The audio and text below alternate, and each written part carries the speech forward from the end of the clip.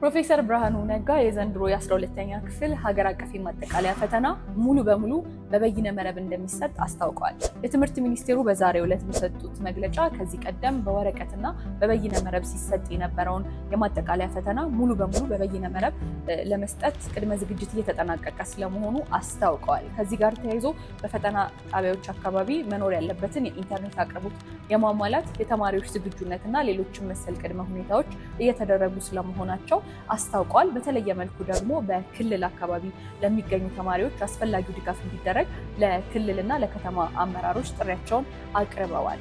በሌላ መልኩ ተማሪዎች ደግሞ በቂ የሆነ ዝግጁነት እንዲኖራቸው በሚሰጡ የሞዴል ፈተናዎች ላይ የማለማመድ ስራ እንደሚሰራ ነው ያመላከቱት። ሀገራችን አጋጥሟት የነበረውን የትምህርት ስብራት ለማከም ይህን መሰል እርምጃዎች አስፈላጊ ስለመሆናቸውን በመረጃው ላይ ተመላክቷል። ወቅታዊ የሆኑ መረጃዎች እንዲደርሳችሁ የኢቢሲ ዶት ስትሪም የማህበራዊ ሚዲያ አማራጮቻችንን ፎሎ አድርጉ።